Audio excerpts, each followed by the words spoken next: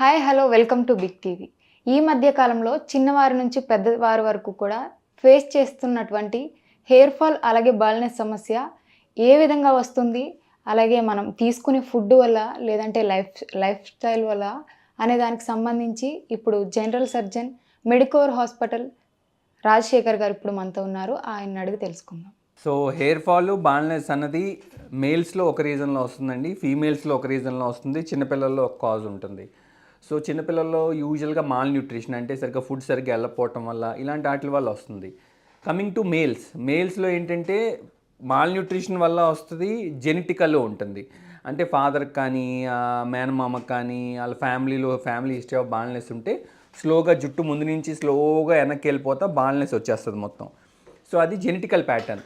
So genetical pattern బాల్నెస్కి మనం ఇమీడియట్గా ఏమీ చేయలేము, మెడికల్ మేనేజ్మెంట్తో ఏమీ చేయలేము మనం ట్రీట్మెంట్. సో వాళ్ళకి అల్టిమేట్గా హెయిర్ ట్రాన్స్ప్లాంట్కి వెళ్ళాల్సి వస్తుంది. అది కాకుండా మాల్ న్యూట్రిషన్ అంటే సరిగ్గా వైటమిన్స్ మినరల్స్ సరిగ్గా వెళ్ళకపోవటం వల్ల వచ్చే వాళ్ళకి మెడిసిన్స్తో మనం ట్రీట్మెంట్ చేయొచ్చండి.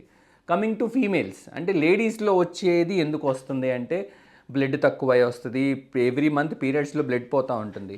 సో బ్లడ్ తక్కువైనా జుట్టు రాలిపోతుంది, థైరాయిడ్ ఉన్నా జుట్టు రాలిపోతుంది. పీసీఓడి అంటే ఓవరీస్లో సిస్ట్లు ఉన్నా కూడా హార్మోనల్ ఇంబ్యాలెన్స్ వల్ల జుట్టు రాలిపోతుంది.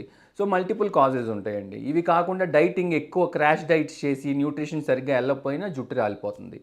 సో రాగానే ఒకసారి ఎగ్జామిన్ చేసి చూసుకుంటాం అసలు ఈ ప్యాటర్న్ ఆఫ్ హెయిర్ లాస్ మేల్లో ఉందా, ఫీమేల్ ప్యాటర్నా, ఫీమేల్లో హెయిర్ లాసా, మేల్ హెయిర్ లాస్ అయితే మీకు ఎందుకు వస్తుంది, జెనెటికలా మాల్ న్యూట్రిషనా చూసి దాన్ని ట్రీట్ చేస్తాం. చూడగానే అర్థమైపోతుందండి this is not possible to treat with medically అని అర్థమైనప్పుడు మేము చెప్పేస్తాం లేదండి మెడిసిన్స్తో పనిచేయదు, సర్జికల్గా హెయిర్ ట్రాన్స్ప్లాంట్ చేసుకోవాలి అని. సో అది అల్టిమేట్ అందరికీ హెయిర్ ట్రాన్స్ప్లాంట్ చేయమండి, ఎవరికి అవసరమైతే వాళ్ళకే చేస్తాం. అంటే ఎన్ని టైప్స్ ఆఫ్ ట్రీట్మెంట్స్ ఉంటాయండి దీనికి సంబంధించి? మెడికల్, సర్జికల్ అండి. మెడికల్ అంటే మందులతో తగ్గించడం, సర్జికల్ అంటే సర్జరీస్ చేసి హెయిర్ ట్రాన్స్ప్లాంట్ చేయటం. రెండే ట్రీట్మెంట్స్ ఉంటాయి. అంటే ఈ మధ్య కాలంలో ఒక ఇన్స్టాల్ అయితే బాగా వైరల్ అవుతుంది. ఒక అతను 3 times ఆ క్రీమ్ అప్లై చేసుకుంటే నెక్స్ట్ టైం నుంచి ఇంకా హెయిర్ వచ్చేస్తుంది అని అయితే ఫేక్ న్యూస్ అయితే వస్తుంది. అది ఎంతవరకు నిజం? అందరూ 100 మంది లైన్లో నుంచుంటారు. ఒక బ్రష్తో ఇలా తల మీద ఇలా రాస్తూ ఉంటాడు ఒకళ్ళేమో పెద్ద ఆయనకే బట్టతలు ఉంటుంది, ఆయనకే బట్టతలు ఉంటుంది, ఆయన అందరికీ జుట్టు మొలిపించేస్తా అని చెప్తూ ఉంటాడు.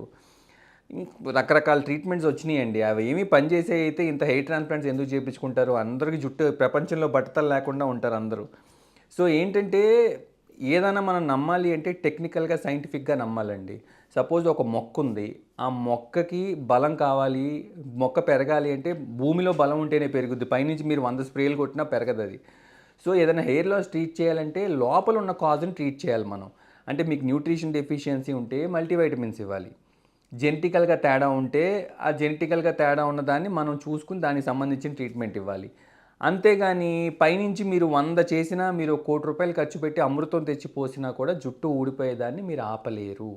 అంటే ఇప్పుడు చాలామంది చాలా ప్రోడక్ట్ యూజ్ చేస్తారు కదా, అది జెన్యూన్ అని ఎట్లా తెలుసుకోవాలి?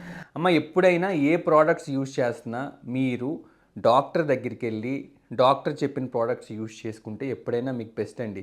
మీరేదో మా దగ్గరికి వచ్చి మాతో ట్రీట్మెంట్ చేసుకుంటే మేము కోట్లు సంపాదించేసుకోవాలని మీకు ఈ విషయాలు చెప్పట్లేదు. మేము ఎంబీబీఎస్ చేసి ఆ తర్వాత ఎంఎస్ చేసి ఆ తర్వాత ఎంసీహెచ్లు చేసి ఇన్ని రోజులు చదువుకుని దాని గురించి టెక్నికల్గా మీకు చెప్తాం. ఏదో ఒక ఆయిల్ తయారు చేసేసి మూలికలు తయారు చేసేసి ఆదివాసీ హెయిర్ ఆయిల్ అని అది ఇది చేసేసి పెట్టేస్తే అది మీకు న్యూట్రిషన్ మెయింటెనెన్స్కి ఏమైనా పనికి వస్తుంది. ఆల్రెడీ మీ జుట్టు బాగుంటే దానికి కొంచెం మెయింటెనెన్స్కి పనికి వస్తుంది, కానీ అస్సలు it is not advisable to take that kind of treatments అండి. ఇంకొకటి ఏంటి అంటే మీకు 1 సెకండ్ నాన్న, ఇంకొకటి ఏంటి అంటే అసలు తలకు ఆయిల్ అనేది పెట్టే అవసరం లేదు అని చెప్పి డర్మటలాజికల్ అసోసియేషన్స్, ప్లాస్టిక్ అసోసియేషన్స్ అందరు చెప్తున్నారు. సో మీకు అమెరికన్ డర్మటలాజికల్ అసోసియేషన్ ప్రకారం తలకి హెయిర్ ఆయిల్ పెట్టక్కర్లేదు, పెట్టకూడదు కూడా. అమెరికాలో ఏ హెయిర్ ఆయిల్ పెడతారండి, యూకేలో ఏ హెయిర్ ఆయిల్ పెడతారు? వాళ్ళకి లేనిది మనకెందుకు అవసరం పడుతుందంటే మనకి ఏంటంటే వాళ్ళలాగా కండిషనర్లు ఇవన్నీ మనకు అలవాటు లేవు కాబట్టి జుట్టుకి హెయిర్ ఆయిల్ పెట్టుకునేవాళ్ళు. హెయిర్ ఆయిల్ ఎప్పుడు పెట్టేవాళ్ళు? తలస్నానం చేసి ఒక అరగంట పావుగంట ముందు మసాజ్ చేసుకుని హెయిర్ వాష్ చేసేసుకుని తలస్నానం చేసుకునేవాళ్ళు. సో మీరు ఏమైనా ఆయిల్ పెట్టదలుచుకున్నా కూడా తలస్నానం చేసే ఒక అరగంట ముందు ఆయిల్ రాసుకుని తలస్నానం చేసేయాలి. నైట్ ఆయిల్ ఉంచకూడదు తలకి. ఆల్రెడీ మనకి ఆయిల్, హెయిర్కి కావాల్సిన ఆయిల్ మన బాడీలో నుంచే ప్రొడ్యూస్ అవుతూ ఉంటుంది. మీరు ఒక 4 రోజులు తలస్నానం చేయకపోతే తల అంతా జిడ్డు కట్టేస్తుంది. ఎందుకు అంటే ఆయిల్ రిలీజ్ అయ్యి. దానికి ఎక్స్ట్రాగా మీరు ఆయిల్ రాస్తే డాండ్రఫ్లు రావటం, జుట్టు రాలిపోవటం ఇలాంటి సమస్యలు వస్తాయి. హెయిర్ ట్రీట్మెంట్ అనేది ఏజ్ లిమిట్ ఏమైనా ఉంటుందండి చేసుకోవడానికి? చూడండి అమ్మా, ఏజ్ లిమిట్ ఏమీ ఉండదు. ఎప్పుడైతే పేషెంట్ ఫిట్గా ఉన్నారో, ఎప్పుడైతే మీకు డిసీజెస్ లేవు అనుకుంటే హెయిర్ ట్రాన్స్ప్లాంట్ ఎప్పుడైనా చేసుకోవచ్చు. హెయిర్ ట్రాన్స్ప్లాంట్ కాదు, మెడికల్ మేనేజ్మెంట్ అయితే దానికి ఏజ్ లిమిటే ఉందమ్మా, ఎప్పుడైనా చేసుకోవచ్చు. మరీ ఓల్డ్ ఏజ్ అయిపోయి, హెయిర్ లాస్ అయిపోయి, ఆల్రెడీ స్కారింగ్ ఫామ్ అయిపోయింది అంటే ఇప్పుడు జుట్టు రాలిపోయింది, ఆ రూట్ మొత్తం చచ్చిపోకూడదు. ఆ రూట్ చనిపోయింది అనుకోండి, మీరు ఏం చేసినా లోపల నుంచి బయటికి రాదు. అది తొందరగా ఎర్లీగా రెస్పాండ్ అయితే మన చక్కగా మన హెయిర్ మనం తెచ్చుకోవచ్చు. అంటే ఇప్పుడు చాలామంది చిన్న వయసులోనే వైట్ హెయిర్ రావడం అట్లా చాలామంది ప్రాబ్లమ్స్ ఫేస్ చేస్తున్నారు. ఇది ఎందుకు వస్తుంది అసలు? చిన్న వయసులో హెయిర్ వైట్ అవ్వటం అంటేనమ్మా స్ట్రెస్ వల్ల అవ్వచ్చు, న్యూట్రిషన్ డెఫిషియన్సీ వల్ల అవ్వచ్చు, బాడీలో ఏదన్నా ప్రాబ్లం అంటే ఎనీ అండర్లయింగ్ ప్రాబ్లం ఏదన్నా ఉన్నా కూడా అవ్వచ్చు. మనం దాన్ని ఏంటంటే స్ట్రెస్ మోడిఫికేషన్స్ అంటే లైఫ్ స్టైల్ మోడిఫికేషన్స్ చేసుకోవాలి. కావాల్సిన మల్టీవైటమిన్స్ అవన్నీ సప్లిమెంట్ చేసుకోవాలి.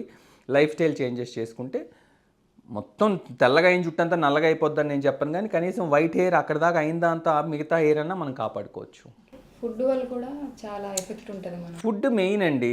మీరు మంచి వెజిటేరియన్ ఫుడ్, రిచ్ ఫైబర్ ఉన్న ఫుడ్, నాన్ వెజ్ తిన్నా కూడా మనం ఎగ్ తింటాం కానీ ఫిష్ తింటాం, అప్పుడప్పుడు చికెన్ తినచ్చు. ఇలాంటి హెల్దీ నాన్ వెజిటేరియన్ డైట్స్ తీసుకోవచ్చు. వెజ్లో తీసుకుంటే మంచిగా fruits, vegetables, fibre rich fruits, green leafy vegetables ఇవన్నీ తీసుకుంటే వెళ్తాయి. ఇప్పుడు మన పాత రోజుల్లో ఇది వరకు చూస్తే మీకు ఎంతమందికి బట్టలు ఉండేయమ్మా? తక్కువ మందికి ఉండే. చిన్న వయసులో మా నాన్నగారికి 50 ఇయర్స్కి బాల్నెస్ వచ్చిందండి. మాకు ఇప్పుడే బాల్నెస్ వచ్చేసిందంట 25 ఇయర్స్ వాళ్ళు. వాళ్ళ ఫుడ్ వేరు, మన ఫుడ్ వేరు. వాళ్ళ లైఫ్ స్టైల్ హ్యాబిట్స్ వేరు, మనవి వేరు. So that is the main difference. So food అనేది మెయిన్. ఫుడ్ తీసుకోవాలి, ఎక్సర్సైజ్ చేసుకోవాలి రోజుకు 1 గంటన్నా. ఇలాంటి హెల్దీ హ్యాబిట్స్ అన్ని ఫాలో అయితే బట్టతల ఆగిపోద్దని నేను చెప్పను, కానీ కనీసం డిలే అవుతుంది. చాలామంది ఫేక్ ప్రొడక్ట్స్ యూస్ చేసి అంటే హెయిర్ డ్యామేజ్ అయిపోయిన తర్వాత మీ దగ్గరికి వస్తారు కదా, వాళ్ళకి ఎలాంటి ట్రీట్మెంట్ చేస్తారు? ఎవరో ఒక ఆయన చెప్తారమ్మా, డబ్బులు ఊరికే రావు అని. సో డబ్బులు కావాలంటే మళ్ళీ సంపాదించుకోవచ్చు. మీకున్న జుట్టును పోగొట్టుకుంటే మళ్ళీ మీరు సంపాదించుకోలేరు. జుట్టు రాదు వెనక్కి మళ్ళీ. సో అందుకని ఏంటంటే వాడే ప్రోడక్ట్స్ డాక్టర్ దగ్గరికి వెళ్ళి డాక్టర్ చెప్పిన ప్రోడక్ట్స్ వాడండి. అదొక్కటే నా అడ్వైజ్ అండి, అంతమించి ఏమీ లేదు. డాక్టర్ చెప్పిన ప్రోడక్ట్స్ వాడితే ఎప్పుడూ మీరు నష్టపోరు. ఫేక్ ప్రోడక్ట్స్ వాడితే డబ్బులు waste, time waste, irreversible damage. అంటే జుట్టు పోతే మళ్ళీ వచ్చే జుట్టు అయితే పర్లేదు, ఒక్కొక్కసారి అది రూట్స్ దాకా చచ్చిపోతాయి, డ్యామేజ్ అయిపోద్ది. డ్యామేజ్ అయిపోతే మళ్ళీ మీరు కోట్లు ఖర్చు పెట్టుకున్నా మీకు జుట్టు రాదు. ఇవాళ ఏదో డబ్బులు తక్కువ ఉన్నాయని చెప్పి మనం తక్కువ రేట్ ట్రీట్మెంట్స్ తీసుకున్నాం అనుకోండి, రేపొద్దున మీరు 1 కోటి రూపాయలు సంపాదించుకుంటారు. సంపాదించుకున్న తర్వాత కావాలంటే జుట్టు వస్తుందా? రాదు. అలాగే అన్ట్రైన్డ్ హెయిర్ ట్రాన్స్ప్లాంట్స్ చాలామంది చేస్తున్నారు. ప్లాస్టిక్ సర్జన్సే చేయాలండి హెయిర్ ట్రాన్స్ప్లాంట్. సో వేరే బ్రాంచెస్ వాళ్ళ దగ్గరికి వెళ్ళి, అన్ట్రైన్డ్ టెక్నీషియన్స్ దగ్గరికి వెళ్ళి ఆటోల మీద 29,999 రూపాయలకి హెయిర్ ట్రాన్స్ప్లాంట్ అని అలాంటి వాళ్ళ దగ్గరికి వెళ్ళి హెయిర్ ట్రాన్స్ప్లాంట్ చేయించుకున్నారనుకోండి, జుట్టు ఇదంతా తీసేస్తారు. తీసేసి మీకు జుట్టు పెడతారు. అది ఫెయిల్ అయింది అనుకోండి, జుట్టు రాదు, ఖచ్చితంగా రాదు. ఫెయిల్ అవ్వటం ఏంటి? ఖచ్చితంగా రాదు. 100 పెడితే 1-2 మొలుస్తాయి అందులో నుంచి. సో మీకు ఏమైంది? తర్వాత మీరు మంచి వాళ్ళ దగ్గరికి వెళ్ళి చేయించుకుందామన్నా మీకు ఇక్కడ జుట్టు పోద్ది కదా. గడ్డ నుంచో చెస్ట్ నుంచో తీసి పెట్టాలి హెయిర్. అది పెట్టాలంటే ఏం చేయాలి? ఇక్కడి నుంచి తీసి పెడతాం. ఈ జుట్టు టెక్స్చర్ ఒకలా ఉంటుంది, గడ్డం టెక్స్చర్ ఒకలా ఉంటుంది, చెస్ట్ మీద హెయిర్ టెక్స్చర్ ఒకలా ఉంటుంది. ఇదంతా సేమ్ మ్యాచ్ అవ్వదు మీకు. జుట్టు మధ్యలో రకరకాల టెక్స్చర్లు కనిపిస్తూ ఉంటాయి.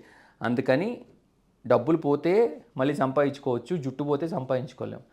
సో కాబట్టి మీరు జాగ్రత్తగా మీ డాక్టర్ని చూస్ చేసుకుంటాం ఒకటే main criteria for successful hair reduction. Reduction పెట్టద్దండి. మీ డాక్టర్ని మీరు సెలెక్ట్ చేసుకుంటమే సక్సెస్ఫుల్ హెయిర్ గ్రోత్ ట్రీట్మెంట్కి హెల్ప్ అవుతుంది మీకు. ఓకే, ఇప్పుడు ఏదైనా ప్రోడక్ట్ యూస్ చేయడం వల్ల స్కిన్ కూడా ఎఫెక్ట్ అవుతుంది అంటారు. చాలామంది బ్యూటీ పార్లర్కి వెళ్ళి బ్లీచింగ్స్ చేయించుకుని హెయిర్ అంతా ఫేస్ అంతా డ్యామేజ్ అయిపోయి, స్కిన్ అంతా నల్లగా అయిపోయి మా దగ్గరికి వస్తారండి. మేము ఎంత ట్రై చేసినా దాన్ని కొంచెం తగ్గించగలం, కానీ పాపం ఒక్కొక్కసారి ఎంతో కొంత మార్క్ అనేది ఉండిపోతుంది. డీపర్ లేయర్స్ ఆఫ్ డ్యామేజ్ అయిపోతే మనం ఏం చేస్తాం? బ్లీచింగ్స్ చేయించుకుంటాం, ఫేషియల్ చేయించుకుంటాం, ఫేస్ మసాజెస్ చేయించుకుంటాం, చాలా ప్రోడక్ట్స్ యూజ్ చేస్తూ ఉంటారు బ్యూటీ పార్లర్కి వెళ్ళి.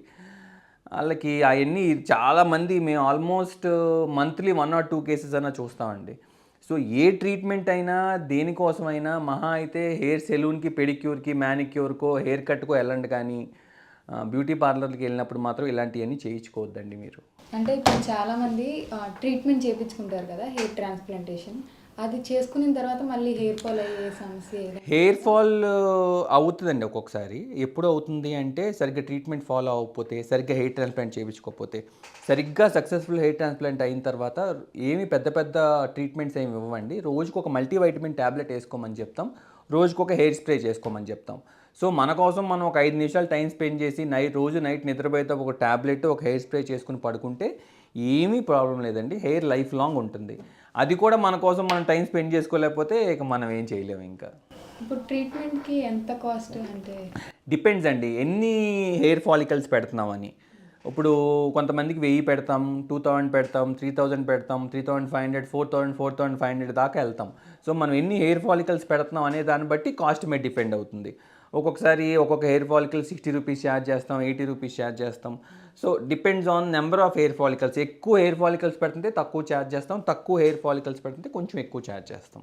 ఈ ట్రాన్స్ప్లాంటేషన్లో కూడా డిఫరెన్స్ ఉంటాయా?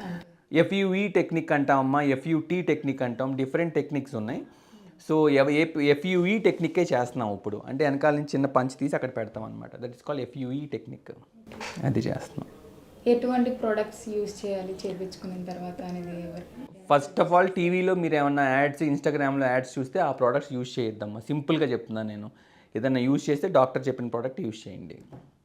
ఒక్కసారన్నా కనీసం వాళ్ళ దగ్గరికి వెళ్ళి రెగ్యులర్గా ఆ ప్రోడక్ట్సే యూజ్ చేసుకోండి. అంతేగాని ర్యాండమ్గా టీవీలో చూసిన ప్రోడక్ట్స్ మాత్రం ఎప్పుడు ఆర్డర్ చేయొద్దు. ఓకే అండి, థ్యాంక్ యూ. చాలా థ్యాంక్ యూ. చెప్పారు. థ్యాంక్ యూ అమ్మా. చూసారు కదా, ఏదైనా కూడా హాస్పిటల్కి వచ్చి డాక్టర్ దగ్గర చెక్ చేయించుకున్న తర్వాతనే ఏదైనా డెసిషన్ తీసుకోవాలి. మనంతటా మనం ఏది యూజ్ చేయకూడదని అయితే డాక్టర్ గారు చెప్తున్నారు. ఈ విధంగా ప్రతి ఒక్కరు కూడా తమంతట తామే జాగ్రత్తలు తీసుకోవాలని అయితే చెప్తున్నారు. Thank you.